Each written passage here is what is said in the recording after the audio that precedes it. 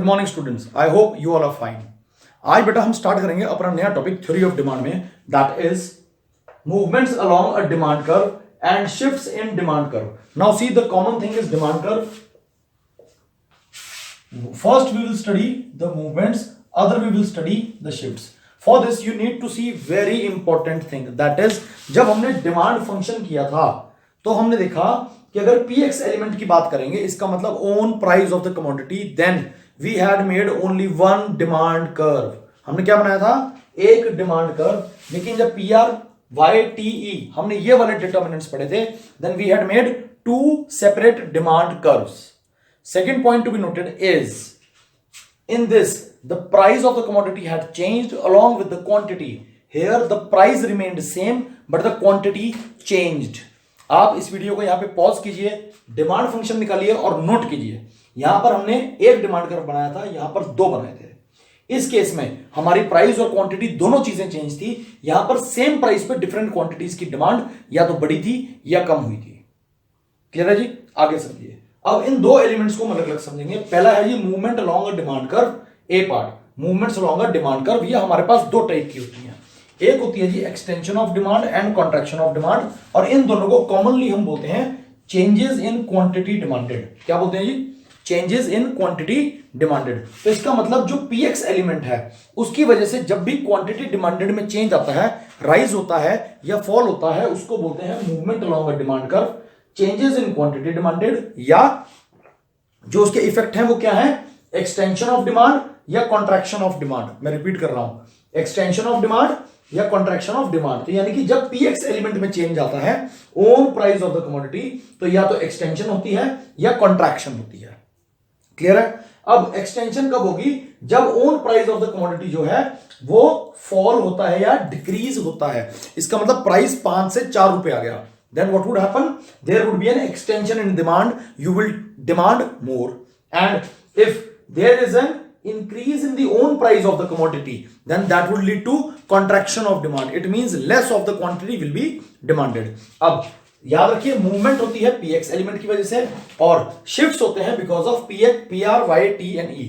Price of related goods, income of the consumer, taste and preference and expectations in near future of availability of the goods. तो इसका मतलब हमने पढ़ा, जब movement होती है that is called change in quantity demanded, जब shifts होता है that is called change in demand. मैं कंपैरिजन बता रहा हूं साथ में, this is called change in quantity demanded, this is called change in demand. Here we have two after effects, extension of demand, contraction of demand. Here we have decrease in demand and increase in demand. तो यहां पे word है extension, यहां पे word है increase, यहां पे word है कॉन्ट्रैक्शन, यहां पे है डिक्रीज। राइट? बैकवर्ड या leftward shift in demand curve, forward या rightward shift in demand curve. अब देखो जो मैं डिफरेंस बता रहा हूं, इस केस में हमारा डिमांड कर्व इस तरीके से होगा। It would be like this, we have two different quantities and two different prices on a single demand curve. Here we will have two demand curves, D, D1 और D2. This shows increase in demand and this shows decrease in demand. तो increase in demand को हम rightward या forward shift भी बोलते हैं and decrease in demand को हम leftward या backward shift भी बोलते हैं। और it is caused due to change in factors other than, see this is the keyword, other than own price of the commodity. तो ये है px एलिमेंट की वजह से और ये है हमारा pr, y, t और e एलिमेंट की वजह से। क्लियर जी? अब मैं आपको ये दिखाऊंगा इनका डायग्रामेटिक रिप्रेजेंटेशन कि ये कैसे होता है। ध्यान दीजिएगा।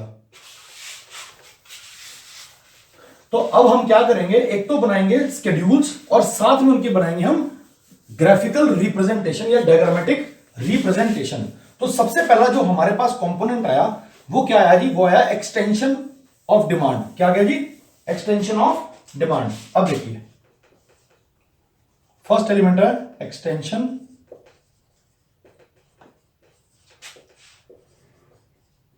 Of demand.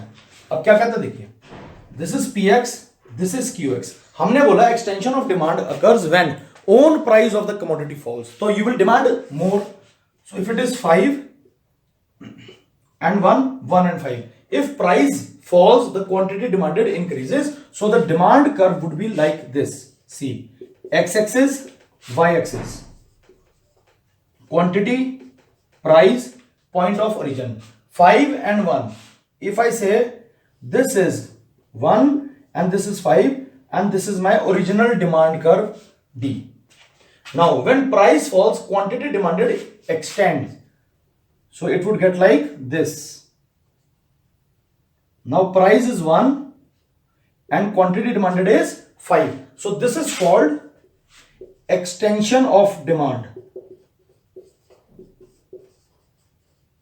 This is called extension of demand. Clear है?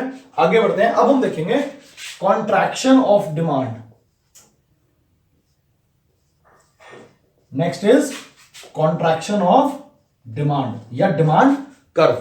आप इसको यहां पे contraction of demand curve भी लिख सकते हैं और यहां पर भी extension and contraction of demand curve. तो कैसे आएगा? Px and Qx because it occurs due to change in own price of the commodity. Now contraction occurs when price of the commodity increases.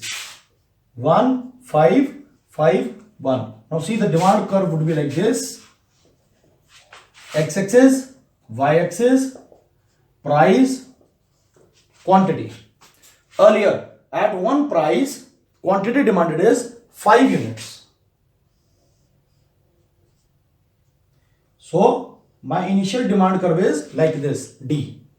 Now if price rises from 1 to 5, the demand falls from 5 to 1. Now this is called contraction of demand या contraction of demand curve. Now see, हमने इसका main head पढ़ा movement along a demand curve. We are moving along the demand curve. We are not shifting from the initial demand curve. We are moving along the demand curve. This is downward movement, extension of demand. This is upward movement, contraction of demand. Right? Third comes under shift in demand curve. So first we had movement along the demand curve, extension and contraction. Now we have shifts in demand curve, increase and decrease. So let's see increase in demand.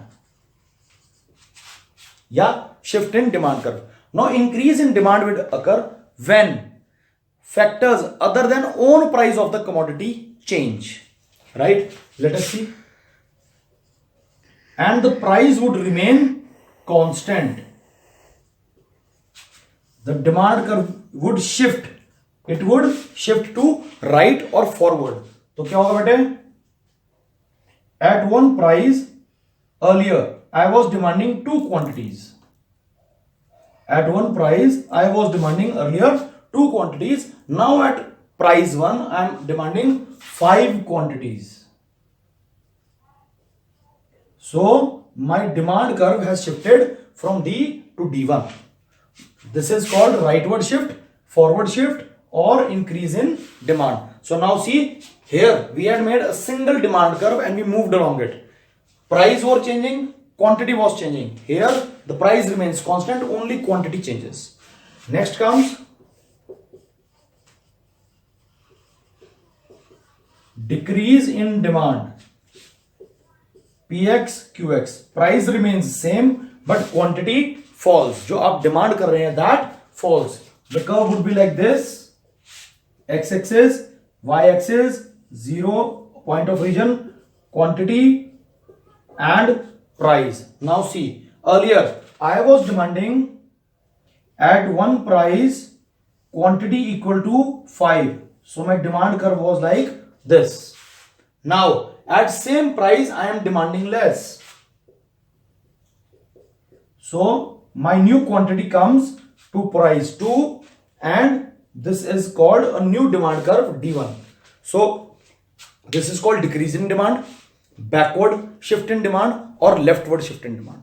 तो बेटा main point जो याद रखना है, जब px में change आएगा तो होगा movement along the demand curve. जब अदर फैक्टर्स में other than own price of the commodity change आएगा it would be shifts in demand. I hope ये आपको क्लियर है. अब आगे बढ़ते हैं. तो नेक्स्ट टॉपिक हमारा आ गया कि what are the causes of increase in demand and what are the causes of decrease in demand. मैं रिपीट कर रहा हूं, what are the causes of increase in demand and what are the causes of decrease in demand. अब ये क्या कहता है, ध्यान से समझिए, मैं यहां पे ना आपको कंपैरिजन करके दिखाऊंगा so that it becomes easy for you to learn and understand. See, हम इस एलिमेंट को भी छोड़ रहे हैं, we are talking of these four elements, we are talking of these four elements, PRYTE, that is price of related goods, income of the consumer, taste and preference of the consumer, and expectations of availability of commodity in the near future. In PR, that is price of related goods, we study two things, price of substitute goods and price of complementary goods. So now let's see. First is price of substitute good. If price of substitute good increases, then there is an increase in demand. When price of substitute good decreases, then there is a decrease in demand. When price of complementary good decreases, there is an increase in demand. When price of complementary good increases, there is a decrease in demand. See, tea and coffee, petrol and petrol car. We have already discussed this. Next, when income of the consumer increases, there is an increase in demand. When income of the consumer decreases, there is a decrease in demand. When taste and preference of the consumer shifts in favor of the commodity, किसमें, favour में, तो क्या होगा, increase in demand, बढ़ेगी. And when it is against, then there is a decrease in demand. And the last is availability of commodity is expected to reduce, तो हम आज same price पे ज्यादा खरीदेंगे, increase in demand. And when it is going to increase, then हम आज same price पे कम खरीदेंगे, क्योंकि अवेलेबिलिटी जब बढ़ने वाली है तो क्या होगा, प्राइस डाउन आएंगे. I hope you are clear with this concept. कोई भी डाउट है तो बेटा नीचे कमेंट सेक्शन में जाइए, जेन्युइन कमेंट्स कीजिए, will answer it. Thank you and have a nice day.